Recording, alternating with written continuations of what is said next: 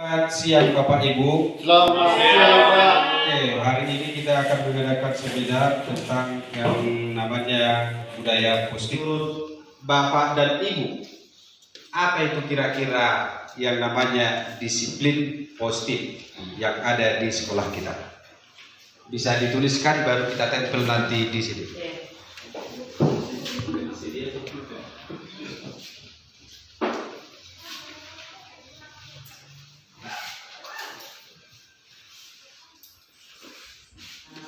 Satu kata saja bisa. Di sini aja. Tempel aja di sini. Kurang Pak kertasnya.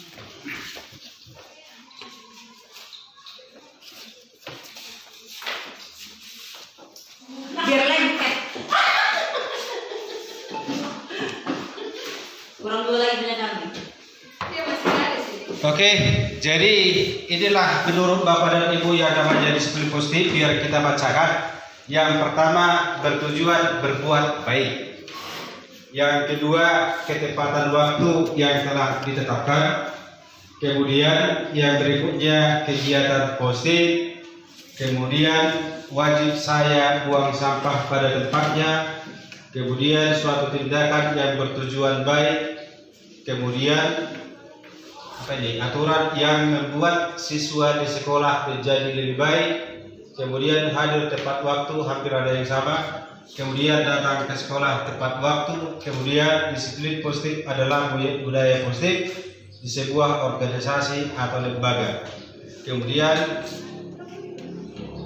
ada lagi yang buat bahwa disiplin positif itu adalah pendekatan untuk mendidik anak tanpa hukuman dan hadiah. Ya. Konsep budaya positif nanti ada beberapa hal. Yang pertama, dia perubahan paradigma belajar.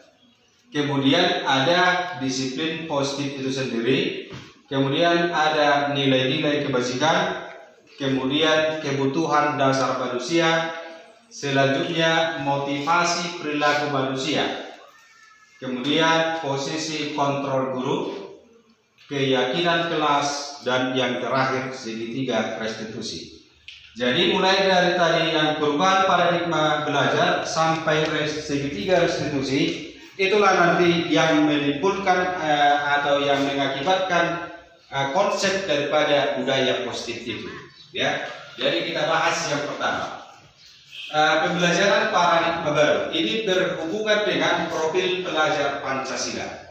Kita tahu bahwa di profil pelajar Pancasila itu ada yang pertama, beriman, bertakwa kepada Tuhan Yang Maha Esa dan berakhlak mulia. Kemudian yang kedua, berkebinekaan global. Yang ketiga, bergotong royong.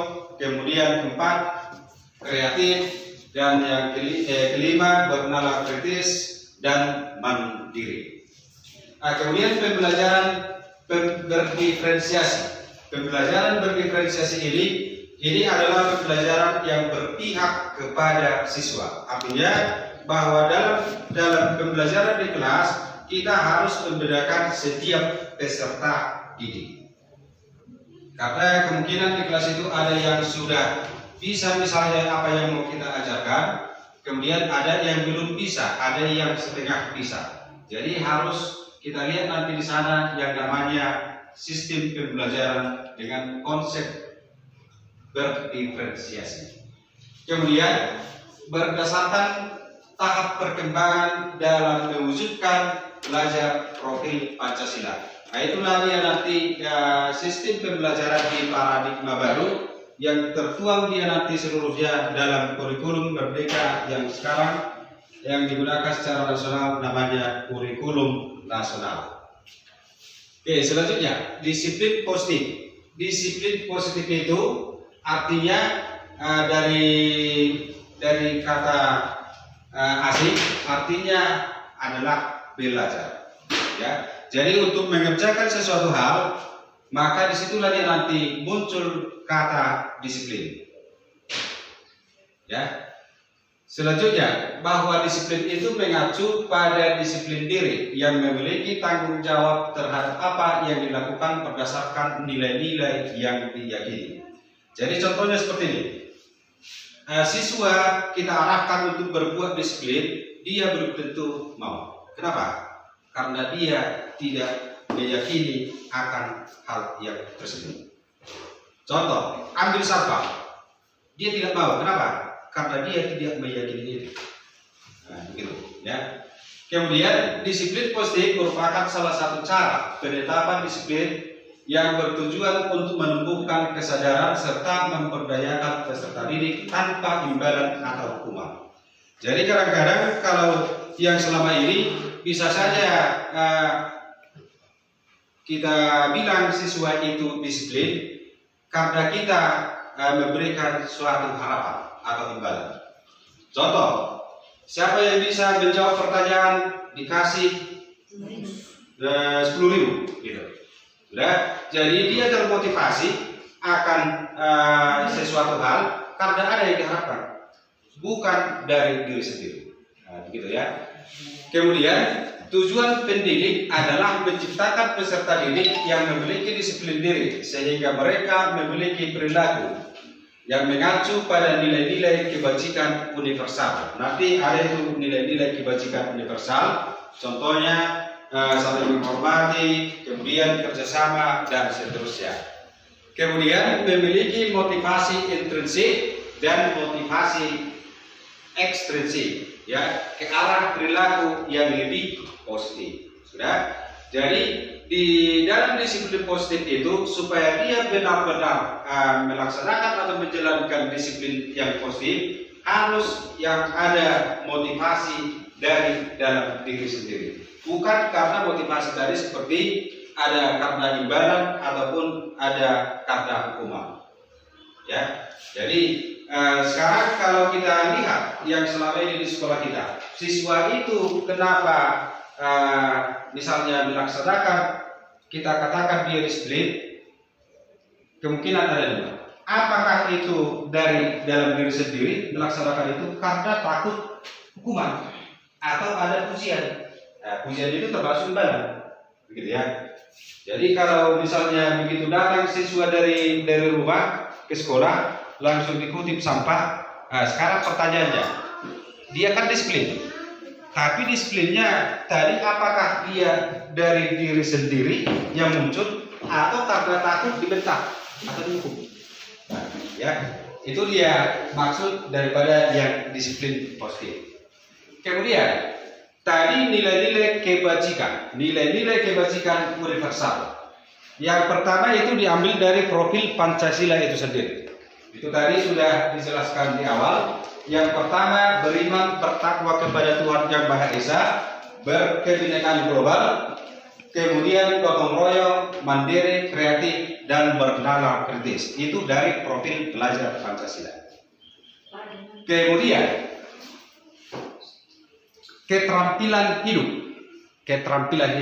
Apa itu keterampilan hidup di kebajikan universal? Nah, yang pertama di sana adalah dapat dipercaya. Kemudian ada lurus hati, kemudian pendengar yang aktif, tidak merendahkan orang, kemudian memberikan yang terbaik dari diri. Selanjutnya peduli, penalaran, bekerja sama, dan seterusnya. Itu di keterampilan hidup. Kemudian yang ketiga, dari sikap murid. Ini yang selalu kita lihat dalam kehidupan sehari-hari di peserta didik atau murid. Yang pertama, toleransi. Ya, toleransi. Bagaimana toleransi dia? Nah, itu dia nanti nilai-nilai kebajikannya. Kemudian rasa hormatnya, Kadang-kadang siswa ini ada yang harus dipaksa dengan seperti dulu ada 3S, senyum, salam, bersapa. Sudah. Ada yang tidak dari diri sendiri. Karena sudah dilihat orang takut dia kena tegur, maka dibuatlah itu disalam. Nah, sudah. Karena tidak diyakini dari diri sendiri. Nah, begitu ya. Kemudian ada integritasnya. Kemudian kemandiriannya, mandirikah dia dalam belajar atau tidak? Itu bagian dari nilai-nilai kebajikan yang bertujuan dia nanti untuk mencapai disiplin yang positif. Kemudian menghargai antusias, empati, keingintahuan, kemudian kreativitas, kerjasama, percaya diri, komitmen. Jadi ini nilai-nilai kebajikan. Jadi kemungkinan di profil Pancasila, keterampilan hidup, kemudian sikap murid, kok ada yang sama? Kan gitu pertanyaannya. Memang sama, karena itu adalah nilai-nilai kebajikan. Nilai-nilai kebajikan. Di sini ada kerjasama, di sini juga ada kerjasama. Karena ini adalah menurut daripada pendapat yang sudah dihasil daripada penelitian, gitu.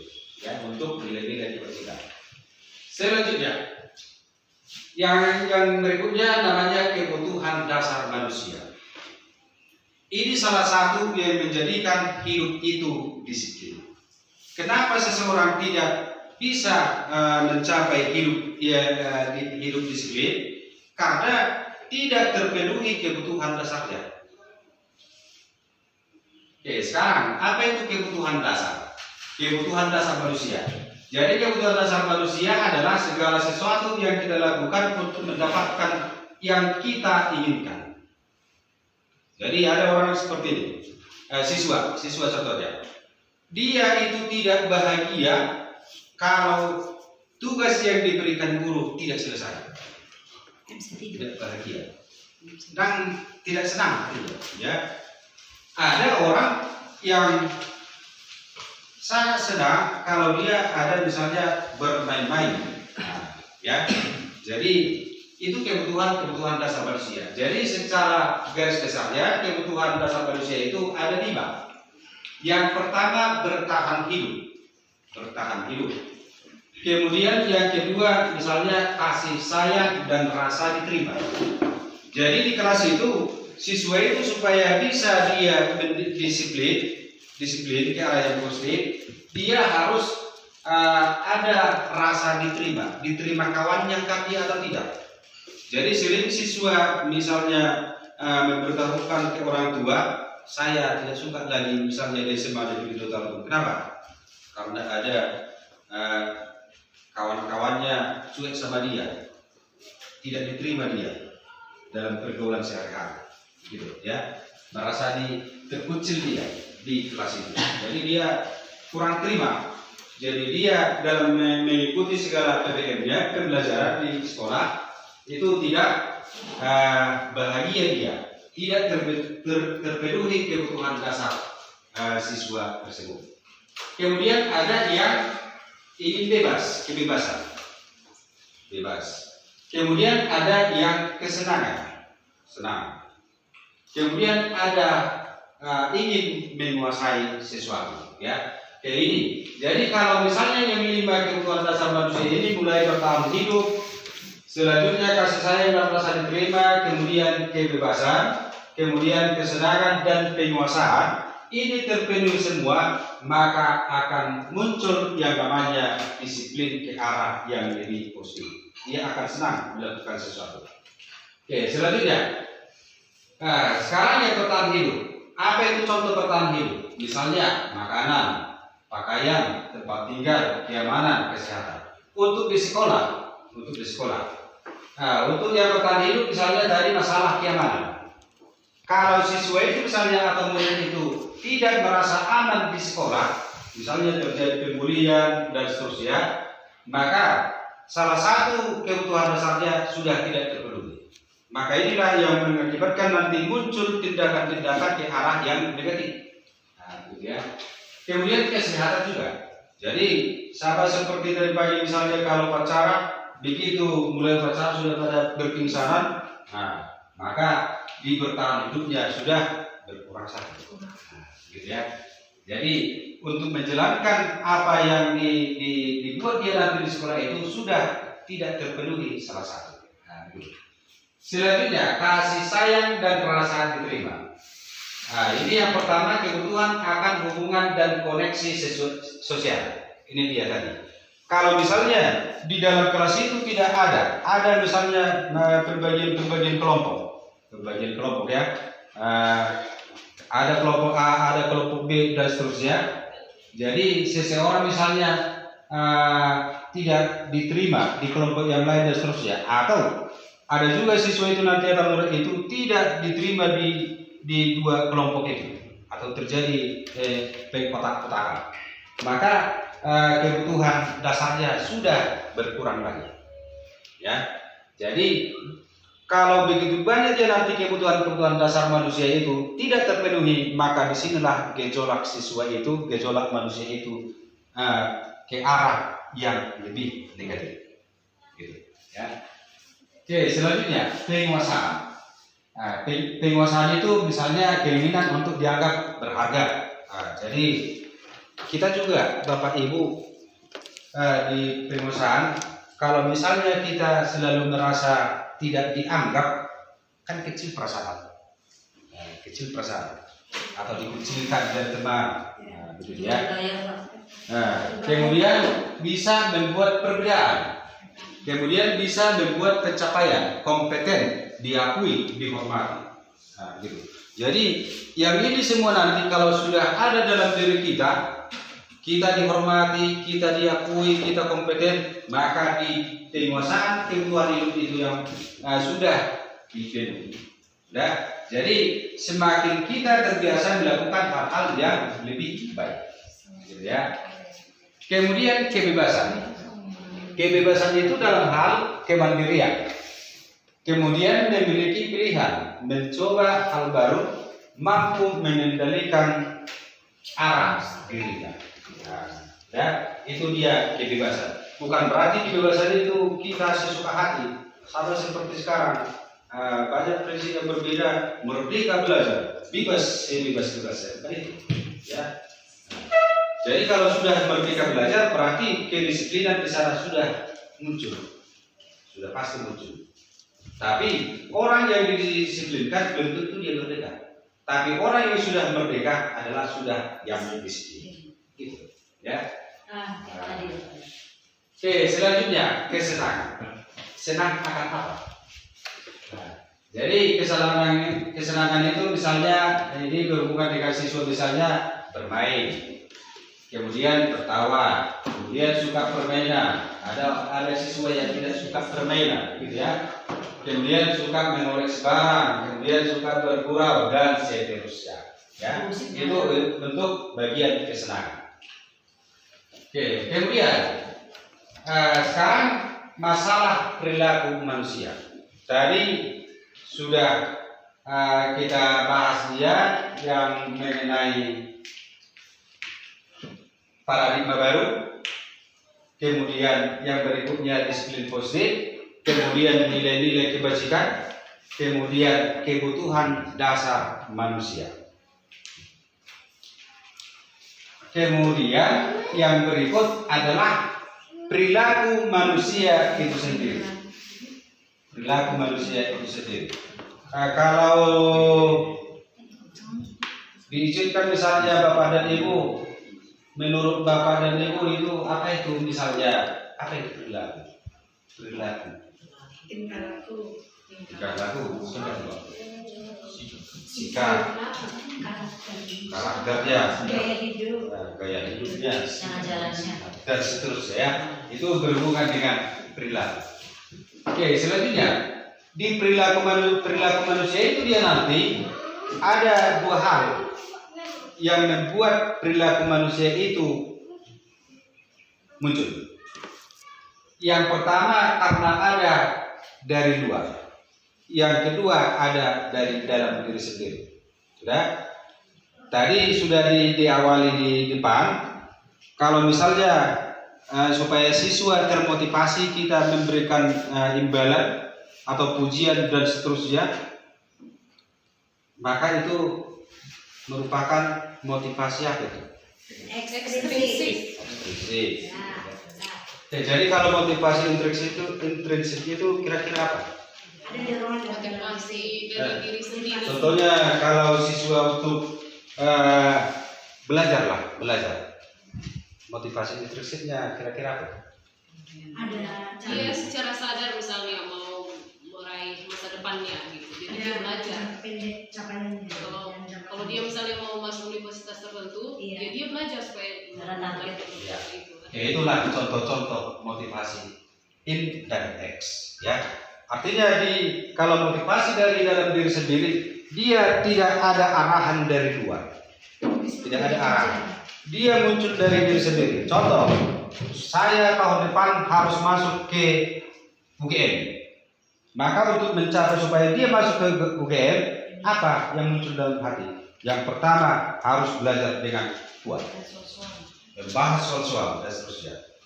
Kalau yang membahas soal-soal misalnya harus paksa guru, ini bahas sampai 15 soal, ini bahas sampai 20 soal. Itu termasuk X-nya, ya, motivasi dari luar. Oke, selanjutnya tadi motivasi ekstrinsik. Ini untuk menghindari hukuman atau ketidaknyamanan. Itu tadi. Kalau misalnya siswa kita datang ke sekolah, begitu datang langsung diikuti sampah. Kalau kita tanya dulu dia misalnya siswa itu, kenapa dia berbuat demikian?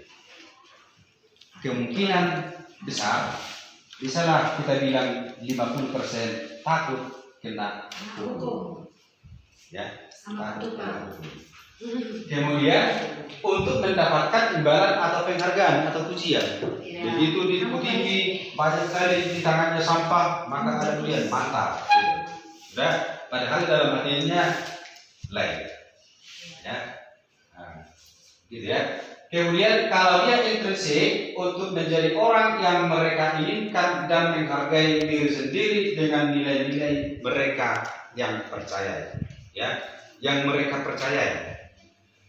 Kalau misalnya banyak sampah, kalau mereka percaya bahwa sampah itu tidak bagus, maka pasti diambilnya, dibuang sampah ke tempatnya, gitu ya.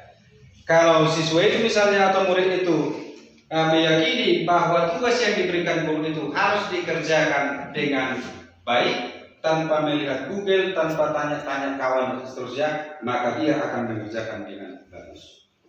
Kalau dia memiliki motivasi secara intrinsik, ya, yaitu bagian untuk pendisiplinan. Oke, berikutnya. Sekarang ada namanya hukuman konsekuensi restitusi. Menurut Bapak dan Ibu, apa itu hukuman? Apa itu hukuman? Sanksi yang diberikan atas ulahnya. Ganjaran. Apa lagi? Biasanya kita kalau mengajar di kelas, masuk kita misalnya ke kelas 12 biasa ini, pasti ada aturan yang kita buat. Kalau yang melanggar aturan pasti tidak hukum. Sudah? Artinya di sana membuat peraturan itu dari satu arah, hanya kehendak daripada si guru, bukan kehendak siswa. Gitu ya. Yaitu dia masalah hukuman. Jadi hukuman itu tidak terencana. Kalau kita lihat misalnya siswa datang terlambat, tidak kita rencanakan untuk marah, langsung marah, tampar dan seterusnya. Itu hukuman. Begitu kita lihat rambutnya panjang, tidak sesuai dengan ukuran atau aturan di sekolah, langsung ambil gunting. Itu hukuman. Tidak ada direncanakan daripada itu, tapi dia muncul secara tiba-tiba. Yaitu dia, ya, kalau hukuman. Kemudian murid tidak tahu apa yang akan terjadi. Jadi datang tadi pagi murid atau siswa dari rumah, dia tidak tahu apa yang akan terjadi sama dia. Dengan situasi misalnya kalau dia tidak pakai dasi, kalau topinya tidak bagus dan seterusnya, dia tidak akan tahu. Sudah, begitu dilihat langsung kena hukum. Nah, begitu ya. Oke, kemudian bersifat satu arah. Ini tadi satu arah. Kenapa dia satu arah? Karena kita yang memutuskan aturan. Kita yang memutuskan. Konsekuensi. Nah, menurut Bapak dan Ibu, mana lebih bagus, hukuman atau konsekuensi? Konsekuensi. Konsekuensi. Karena terencana. Kenapa dia konsekuensi lebih bagus? Karena sudah ada kesepakatan. Ya. Contoh, kalau seperti ini. Kalau misalnya guru olahraga lah dulu. Begitu misalnya nanti dia masuk untuk jam olahraga, terlambat siswanya, maka dibuat jalan jongkok atau push up misalnya 10 kali. Itu sudah diberikan arahan di kelas, sudah ada mereka sepakati, maka itulah konsekuensi kalau dia terlambat. Berbeda dengan siapa yang terlambat masuk ke sekolah tanpa ada anjuran atau peraturan yang berhubungan dengan itu, langsung kena hukum atau langsung dipulangkan ke rumah, itu namanya Hukuman. hukuman. Karena tidak ada perjanjian seperti Sebelumnya. perjanjian kerja. Nah, gitu ya. Itu antara hukuman dan konsekuensi. Kemudian yang paling bagus adalah restitusi. Restitusi. Restitusi itu proses memperbaiki kesalahan, bukan mencari kesalahan. Cari solusi. Ya. Dan bukan mencari kesalahan, tapi kita mau memperbaiki kesalahan. Jadi dalam memperbaiki kesalahan itu harus ada yang namanya kolaborasi guru dan murid untuk mencari solusi. Sudah? Nah, jadi kalau yang di BK misalnya ini sudah paham ini masalah restitusi. Jadi yang selama ini kita tahu bahwa di BK itu adalah pengambil keputusan terakhir untuk pemecatan siswa, berarti dia bukan berestitusi. Sudah? Cuman tidak semua masalah-masalah yang muncul di siswa harus diselesaikan dengan restitusi. Tidak semua. Ya. Kalau misalnya pelanggaran berat, maka restitusinya mungkin dari pihak sekolah, bukan dari siswa. Ya. Karena di restitusi itu dia nanti siswa kita arahkan untuk mencari solusi. Bagaimana dia memperbaiki masalahnya. Ya. Itu dia untuk restitusi. Kemudian ini masalah posisi kontrol guru. Posisi kontrol guru. Jadi kadang-kadang di guru ini dengan siswa dari yang 5 ini, dari yang 5, apakah penghukum, teman, manajer, pemantau, pembuat merasa bersalah, manalah yang paling sering kita laksanakan?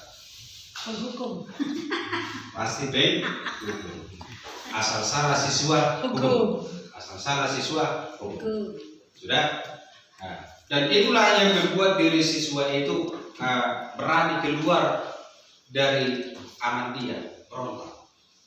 Karena kebanyakan menghukum. Nah, contoh, hormat bendera 1 jam. Apa lagunya? Menghormat bendera 1 jam. Kan gitu. Kemudian ada yang membuat merasa bersalah. Membuat merasa bersalah. Jadi kalau kita ngomong ke siswa itu, dia seperti salah terus. Contoh. Nah, ada siswa bermasalah, maka kita katakan sama dia, Bapak sangat kecewa atau Ibu sangat kecewa dengan Anda. Dengan otomatis siswa itu merasa bertuduh bersalah. Ya. Karena kita sudah sangat kecewa. Kemudian ada sebagai teman. Nah, sebagai teman. Jadi kalau dia sebagai teman, ngomongnya pun sama siswa, antara guru dengan siswa tidak ada perbedaan siapakah guru, siapakah siswa. Karena dia merasa teman. Ayolah kerjakan. Kayak gitu. Ya. Bantulah. Dan seterusnya ya. Itu sebagai teman. Dan kemudian ada sebagai pemantau. Nah, ini paling berbahaya, pemantau. Hanya memantau-mantau. Begitu dilihat sesuatu hal terjadi, ya, sini. Dipantau terus. Ya. Dia sistem memantau. Kemudian yang paling baik di sana adalah manajer. Yang paling baik itu adalah manajer. Jadi di manajer itu dia nanti dia sekaligus sebagai teman, ada juga sebagai penghukumnya dan seterusnya, tapi dia dominan ke arah memperbaiki sesuatu hal yang tidak bagus sebagai manajer dia. Jadi kalau dia manajer misalnya dalam satu perusahaan, manajer, bahwa pimpinan itu tidak langsung lagi terjun ke bawah, tapi ada staf-stafnya untuk menyelesaikan masalah. Itu sebagai manajer. Jadi antara guru dengan siswa juga harus sistem manajer supaya diberikan tanggung jawab penuh ke siswa itu untuk mencari bagaimana dia supaya lebih bagus. Itu dia dalam manajernya, posisi kontrol guru. Oke, sekarang tadi posisi kontrol guru itu kan ada 5: penghukum, pembuat merasa bersalah, kemudian pemantau, kemudian teman, kemudian manajer. Nah, sudah. Jadi kalau dia tadi pemantau itu, ini adalah error saja, tidak bersalah. Banyak sistemnya. Sehari salah, gitu. Ya. Kemudian sebagai teman seperti ini, kemudian sebagai penghukum ini dia biasa itu bawa perpanjang dan seterusnya. Ya. Kemudian pembuat merasa bersalah, siswanya selalu picu. Ya. Oke, selanjutnya. Menurut Bapak Ibu, ini ada posisi kontrol yang mana nih? Dapat jurus. Ini. Bapak Ibu kecewa sekali sama kamu. Yang mana nih? Membuat merasa bersalah. Membuat merasa bersalah. Tertuduh dia. Kemudian, apa rencanamu untuk menyelesaikan masalah ini? Manajer. Sudah. Jadi sudah diberikan wewenang sama dia. Dia memperbaiki diri sendiri.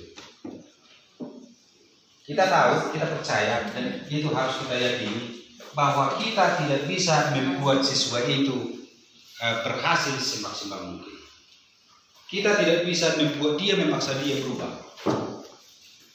Artinya di sana harus diri siswa itu yang membuat dia berubah ke arah yang positif. Ya. Kemudian ini, ayolah. Lakukan demi ibu. Nanti saya ditegur kepala sekolah. Teman. Jadi dia antara guru dengan siswa itu seperti dipujuk. Seperti dipujuk-pujuk. Jadi seringnya ini kita laksanakan. Jadi artinya di sana tanpa dibuat pun ini misalnya seminar-seminar kecil ini yang kita paparkan ini, artinya ini sudah kita laksanakan sebenarnya. Sudah kita laksanakan. Ya. Kemudian ini yang penting dalam mendukung disiplin positif. Sudah? Dan inilah tadi yang namanya siswa itu tidak cocok dengan dia keyakinan itu. Tidak cocok. Ya. Masalah keyakinan kelas. Yang sering kita buat di kelas itu adalah peraturan kelas. Peraturan kelas. Peraturannya tidak bisa ribut. Apalagi tidak bisa makan di kelas. Itu semua adalah peraturan. Dan bagaimana dia menciptakan keyakinan kelas itu? Itulah tadi yang namanya nilai kebajikan.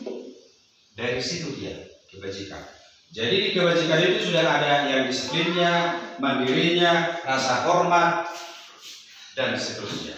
Sudah? Jadi apa dia nanti yang diyakini siswa di kelas itu, itulah yang menjadi keyakinan kelas. Artinya di keyakinan kelas itu tidak berkata-kata yang negatif. Contoh, tidak bisa ribut. Kan bisa itu kita perhalus menjadi apa? Kira-kira. Kalau kita buat aturannya, tidak bisa ribut sewaktu mengikuti PBM. Maka kalimat positifnya kira-kira apa? Saling menghargai. Saling menghargai bisa. Apa lagi kira-kira? Menjaga ketertiban. Menjaga ketertiban. Kalau harap tenang itu kalimat perintah. Perintah, ya. Jadi ke arah yang positif dia keyakinan kelas, ya. Oke, ini tadi. Yang selama ini kita buat adalah peraturan kelas. Jadi ada istilah kenapa dilanggar peraturan? Karena memang aturan itu mau dilanggar. Kenapa dilanggar? Karena dia tidak meyakini itu, tidak mempercayai itu. Itu sama harus membuat peraturannya. Iya, sama-sama membuat peraturan. Cuman selama ini yang membuat peraturan siapa? Guru. Enggak lagi sama kelasnya, Pak. Enggak. Kebanyakan di atas 50% yang membuat peraturan itu adalah guru. Contoh, tidak bisa terlambat. Apa lagi? Iya, masuk kelas. Masuk kelas. Tidak bisa terlambat. Begitu saya nanti masuk di kelas, sudah duduk, siapa yang terlambat tidak bisa masuk. Itu aturan dari guru semua, bukan aturan dari siswa. Tapi ada yang kesepakatan. Nah, itu bedanya itu tadi. Ya, itu bedanya di kesepakatan. Kalau sudah sepakat ada konsekuensi. Kalau tidak ada konsekuensi berarti itu adalah hukuman, peraturan. Ya. Tidak pakai helm kita nanti. Sudah kita lihat nanti razia. Tidak pakai helm. Pasti dia apa? Ditindak. Ditilang. Karena kita tidak yakin, contohnya yang pakai helm itu akan selamat. Gitu. Kita tidak yakin. Ya. Kalau kita yakin pakai helm itu untuk keselamatan, pasti kita pakai helm. Kenapa? Gitu. Ya. Oke, jadi yang diharapkan di sana adalah keyakinan kelas. Maka Bapak Ibu misalnya yang kita masuki di nanti, setiap guru harus buat keyakinan kelas. Karena kita pun nanti membuat hukuman atau istilahnya konsekuensinya dengan siswa berdasarkan keyakinan kelas. Karena itu sudah disepakati bersama. Nah, gitu, ya. Oke, kemudian bagaimana dia membentukkan keyakinan kelas? Pembentukan keyakinan kelas itu bersifat abstrak. Abstrak dia. Ya. Kemudian pernyataan universal. Ini dia tadi. Universal dia, berlaku untuk umum. Kemudian pernyataan yang positif, tidak negatif. Tidak bisa terlambat, tidak bisa menyontek, tidak bisa ribut. Siapa yang ribut, diam. Ya. Itu sudah negatif, bukan positif. Dan kemudian sedikit agar mudah diingat. Jadi pembentukan keyakinan kelas itu nanti gak usah panjang-panjang, sampai 2 baris, satu angka, satu nomor. Singkat aja, cuma diingat siswa. Dan kemudian sesuai dengan kondisi kelas atau sekolah. Kita sesuaikan dengan kondisi kelas ini. Artinya di sana, bisakah kita lihat dari kelas lain? Bisa, tapi istilahnya namanya di sana adalah ATM, diamati, ditiru, modifikasi. Ya. Kemudian semua warga sekolah terlibat dalam membuat keyakinan kelas. Ya. Jadi diharapkan kita di sekolah ini 23 kelas, maka semua mestinya buat keyakinan kelas. Ya. Jadi kalau misalnya nanti ada sesuatu hal yang tidak cocok sesuai dengan kesepakatan kelas, dari situlah kita nanti mengadakan perbaikan kepada siswa. Dan siswa dia nanti yang mengetahui apa yang sudah dia langgar. Ya. Oke, ini yang terakhir puncaknya. Dan ini yang harus kita pahami untuk pendisiplinan yang positif. Namanya segitiga restitusi. Ya. Kalau namanya segitiga berarti ada tiga sisi. Ya.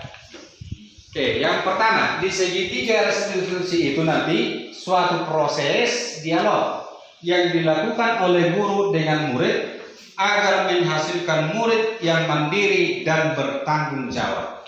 Ini tadi diperoleh dari mana? Dari keyakinan itu. Ya. Jadi kalau dia sudah yakin dengan hal itu, maka dia nanti akan lebih mandiri dan lebih bertanggung jawab dalam melakukan sesuatu hal di kelasnya itu ataupun di lingkungan sekolah. Nah, kemudian segitiga restitusi yang pertama, yang paling dasar, namanya menstabilkan identitas. Jadi kadang-kadang selama ini begitu ada siswa yang bermasalah, langsung kita cari siapa yang salah, siapa yang benar. Nah, gitu ya. Jadi menstabilkan identitas ini, bahwa setiap orang nanti pasti pernah melakukan kesalahan. Itu yang kita sampaikan dengan siswa. Artinya jangan kita ponis dia. Ya, jangan kita ponis. Nah, kemudian ini bisa misalnya namanya kamu bukan satu-satunya yang pernah melakukan itu. Artinya dia merasa terangkat. Nah, dia tidak langsung merasa tertuduh. Ya, jadi kalau misalnya yang selama ini kalau sudah ada siswa yang bermasalah begitu kita panggil langsung takut itu, udah langsung takut. Maka di sanalah perlu kita buat yang namanya kita stabilkan dulu dia. Sama seperti listrik itu ada stabilisator, menstabilkan. Kalau sudah stabil, maka masuklah ke yang kedua, namanya validasi tindakan yang salah. Kita validasi dulu. Sudah, tapi intinya di sana kalau dia memvalidasi intinya bukan mencari siapa yang salah. Sudah, bukan mencari siapa yang salah. Ya. Kemudian yang terakhir menanyakan keyakinan kelas. Menanyakan keyakinan. Jadi kalau misalnya kita mengadakan proses pembelajaran di kelas, ada siswa yang mengantuk, kan gitu kan? Ada siswa mengantuk, maka kita buat dia secara restitusi. Contohnya apa? Apa kita buat restitusinya, menyelesaikan masalahnya dia? Masalah ngantuk. Bukan. Kita stabilkan dulu. Nanti kalau sudah kita lihat dia ngantuk, maka kita panggil dulu dia ke kantor misalnya. Contoh bisa saya bilang, saya dulu juga pernah mengalami hal yang sama sewaktu SMA. Pas jam 12 atau pas jam 13 belum pulang, ngantuk kali. Ya. Jadi terus ada perasaan dalam dia, berarti bapak ini juga terus pernah hal manusiawi. Sudah, kalau sudah cerita dia, kita angkat dia cerita, maka kita validasi. Validasinya kenapa? Bagaimana dia validasinya? Kita tanyakan, kenapa dia ngantuk? Apa yang menyebabkan dia ngantuk?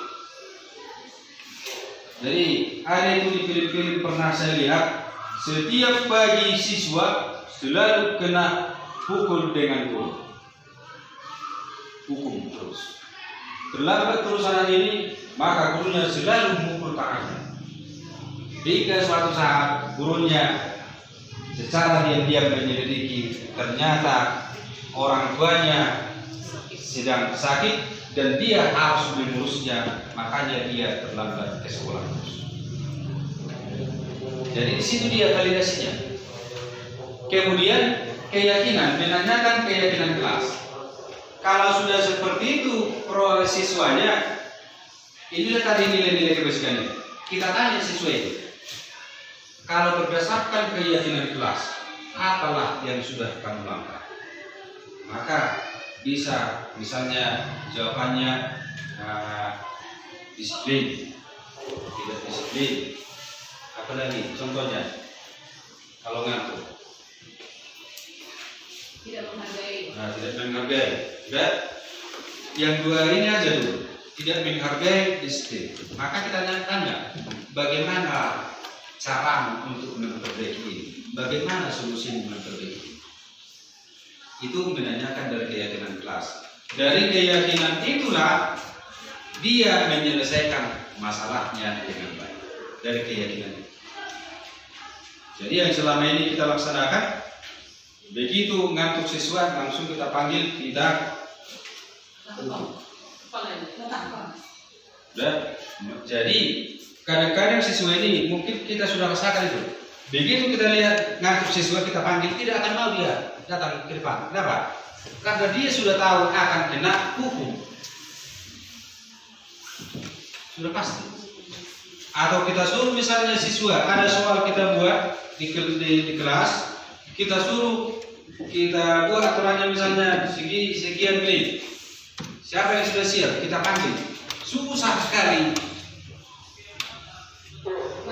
maju untuk mengerjakan. Kenapa?